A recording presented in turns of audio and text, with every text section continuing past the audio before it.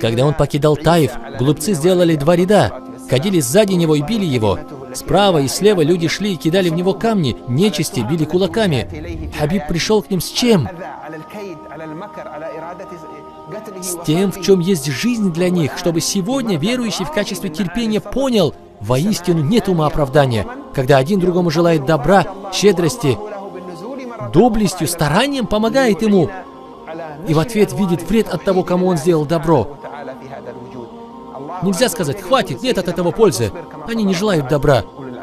Ты связан с тем, кто пришел совершенствовать достойные нравы. Ты будь таким, чтобы достойные нравы были в твоей сущности. Как понять в сущности? Это когда другая сторона не может воздействовать на твои нравы. Ты желаешь спасти человека, а он наносит тебе вред. Остановишься ли ты, потому что он вредит тебе и не дает возможности его спасти? А ты желаешь ему помочь. Это есть старание. Он тебе вредит, а ты хочешь ему помочь. Если твое старание связано с земным, то есть тебе повод. Ты перестаешь оказывать помощь, потому что вредят тебе. Однако, если твоя помощь и старание связаны с нравами пророка, саллаллаху алейхи вассалям, то ничего тебя не отвернет, даже он. Ты желаешь, чтобы он жил, а он убить тебя. Даже это, не удивляйтесь. Даже это не остановит тебя от оказания помощи. Пророк, саллаллаху алейхи вассалям, к ним пришел с чем? Пришел к ним с единобожием, пришел к ним с наставлением, пришел к ним с нуром, пришел к ним с добром, пришел, чтобы вытащить их из мрака, гнева, ада. Он пришел им дать, а они обкидали камнями. Он ходил, как говорит Зайд. А с ним был Зайд, да будет доволен им Аллах. Он сказал: мы ходили, я своим телом старался укрывать его от летящих камней. Из-за сильной боли, говорит Зайд, он упал на колени по пути. Это сущность, которую Аллах избрал, и небеса и земли связал с ним. Джибриль, алейхиссалям, приходил к нему с небес. Жителям земли были оказаны милости благодаря ему. Из-за сильной боли он упал на колени. Некоторые из них пришли, схватили за плечи посланника, саллаллаху алейхи вассалям, чтобы поднять его и вновь обкидывать камнями. Снова и снова. Он упал несколько раз по пути из-за боли. И когда он подошел к саду за городом, в котором был виноград, в том саду гуляли 2 неверных курайшита, потому что это был их сад. И был служащий в этом саду. Неверный дал к нему кисть винограда и сказал: отдай Мухаммаду. Они были неверующие оба, однако проявили сострадание из-за родословной. Мы курайшиты, а они жители Таифа, сакифиты. В известной истории, которую вы знаете, его обращение к Аллаху, тут выявляется великое терпение. Вы, наверное, сразу подумали об ангелах гор, которые предложили пророку, саллаллаху алейхи вассалям, раздавить их между горами. Вот когда он обратился с мольбой, вот тут выявляется великое терпение. О Аллах, я жалуюсь тебе.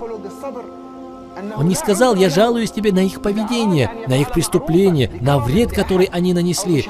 Послушайте, почувствуйте разницу между этой мольбой и нашей мольбой, когда нам вредят сегодня. У нас есть право делать дуа тем, кто притеснил нас. Но мы не можем переходить границы в мольбе. Делают такое дуа: о Аллах, с их женщинами, с детьми сделай такое. Но ты послушай сюда, ты посмотри, как он сделал дуа. Это есть сабр, это есть сабр. Он же мог сказать: о Аллах, я жалуюсь тебе на них, погуби их. Как это мы делаем сегодня из-за гнева. Мы делаем так. Но обрати внимание, как он проявил терпение, потому что он был обладателем послания. Ты желаешь возвыситься? Свяжи свои нравы с ним, с посланником, саллаллаху алейхи вассалям. Какое будет в нас добро, если мы не будем стремиться следовать ему? Смысл терпения: о Аллах, я обращаюсь к тебе из-за того, что не имею больше сил, не имею больше мудрости. О посланник Аллаха, ты отдал все, чтобы спасти их. не имею больше гибкости в общении с людьми. Как же люди сегодня нуждаются в этой степени терпения? Сколько людей могут сказать: он унизил меня? Подумайте только, он имел право сказать: они навредили мне, и я жалуюсь тебе. Потому что они люди неверия, заблуждения, поскольку они вредят тем, кто пришел к ним с добром. Однако это высокая степень терпения, и мы желаем добраться до нее. Для нас эта степень является примером для следования. Это есть та степень, на которую мы хотим возвыситься в терпении. Не имею больше гибкости в общении с людьми. Какая разница между словами «люди унизили меня»? В этих словах слабость терпения. Знаете, в чем слабость терпения? Когда ты говоришь «люди унизили меня», в этом слабость терпения. Кому ты жалуешься? Людям. Однако обладатель достойных, полноценных нравов, когда жалуется, то жалуется только на себя.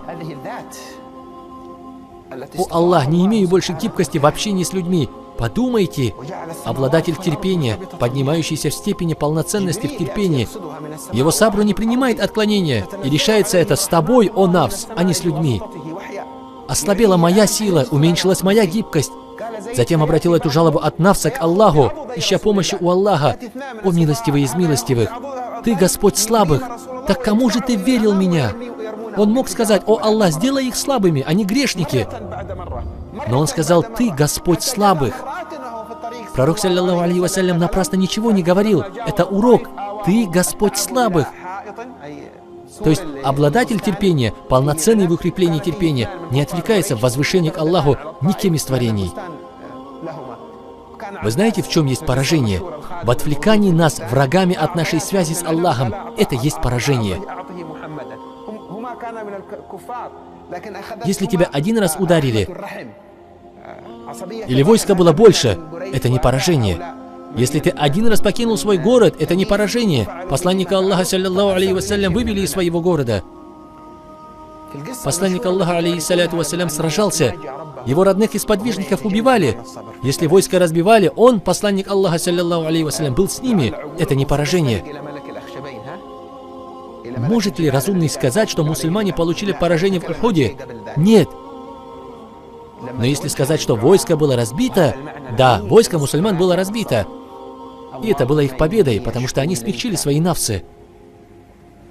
Алимы говорят, что если войско одержало бы полную победу в Ухуде, то, возможно, они сказали бы: если даже мы и пошли против веления Аллаха, мы получили успех. Когда лучникам было сказано не спускаться, и они все же не послушались веления пророка, саллаллаху алейхи вассалям. И так, вместе с ослушанием, если бы победили, то, возможно, сказали бы: о джамаат, мы грешим, распространяем грехи, но мы правильно мыслим, и мы можем спастись. Невозможно, невозможно. Разгром войска мусульман был для них победой в Ухуде, а оккупация земли, убийство нафса не есть поражение. Ты знаешь, когда бывает поражение? Когда после оккупации, убийства, притеснения ты чувствуешь, что ты слабый. Это есть поражение. Отклоняешься от возвышения в нафсе к Аллаху. Доблесть, старание, джихад, сражение на пути Аллаха основываются на нафсах, возвышающихся в этом смысле.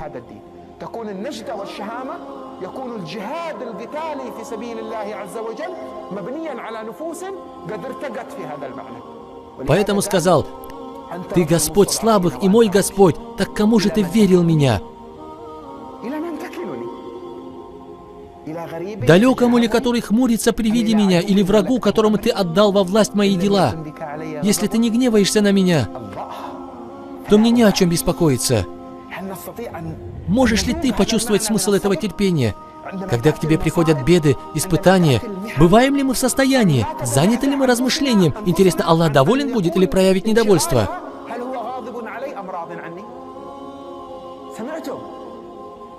Вы слышите? Когда у вас возникают проблемы, возвышение в совершенствовании качества терпения, это остановка с нафсом, чтобы сказать: да, да, сделали, но послушай, Аллах доволен или гневается?